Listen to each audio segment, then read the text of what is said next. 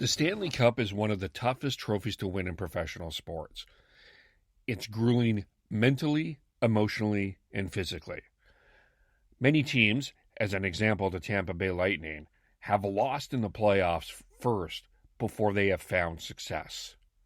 It's not about just getting into the playoffs and winning. It's the experience of getting into the playoffs that's important. And not getting into the playoffs of the Vancouver Canucks this year, they're missing out on that experience. Let's choose the Oilers here quickly, and then we'll try to blend this into the Canucks. I guess we kind of covered the McDavid Draisaitl Kane part. Ken Holland took some heat for some of the moves he made. He kept Mike Smith. He traded for Duncan Keith. He chose a different player over a goaltender. He chose Philip Broberg over Trevor Zegras. Yet they're in the conference final, folks. They are about to play the Colorado Avalanche. Is Ken Holland vindicated? Or where are we on the Oilers? Like, I don't want to criticize him, but this is fascinating to me. This is a team that made the conference final, so you would think that, they deserve credit and they're a good team, but I still look at them as a flawed team. They are still a flawed team, and I wouldn't give too much credit to the Hollands of the world. I give a lot of this credit for the Oilers' run so far on their two big horses. Leon and McDavid have thrown this team on their back, as injured as Leon is, and they have been dominant. Like, this is basically what every Oilers fan knew is possible and have just been waiting for it to happen.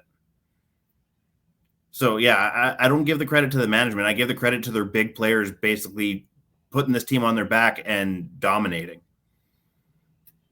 Yeah, I'm the same way. I think this is more on how McDavid's taking his game to another level, how Draisaitl's been able to produce while playing on one leg, how Mike Smith stepped up, and even better. And Kane, Hyman, they've been better, but they've been good enough. But I think it comes down to the fact that McDavid and Draisaitl specifically have been able to drag this team into the conference finals. So let's take this to, and I'm not wearing my Canucks shirt, but so today, just because I was still in Flames mode, but let's take this to the Canucks. Lots of talk here about, some have asked, would the Canucks have put up a better fight against the Oilers than the Flames did? Where are you now? What, like, in terms of off season, what the Oilers did, has this changed anything, or does this? As far as the Canucks plans, I would say no. No, I don't think it has. I think it further solidifies the fact that they need to get faster. You look at speed kills in the NHL, and you need to get faster. But that being said, when you get into the playoffs, you have to, what the Canucks need to do is find a way to be a consistent playoff team and build off of that. And it sucks that that the start didn't happen this year, because that could have been. Yeah, they missed what they were in the bubble. They missed 1 year and they weren't able to get back in this year. That would have been huge, because you could start building off of it. Now it's a little tougher now.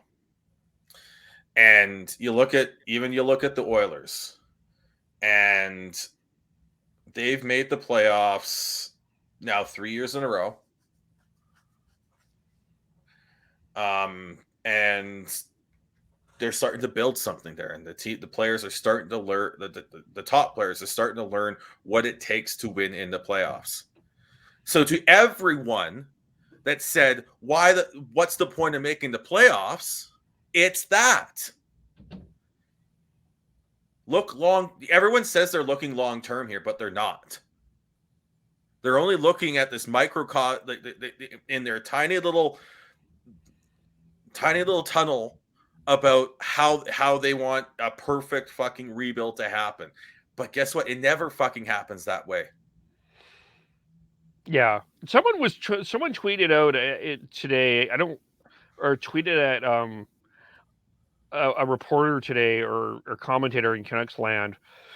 The Canucks are the Tampa Bay Lightning's last 10 playoff series, which they've won their last 10. Yeah, but what people forget that they've lost a whole bunch before that. Yeah, and it's about that. You have to walk before you can run. And if you can't get into the playoffs, you're not fucking walking. You're still crawling.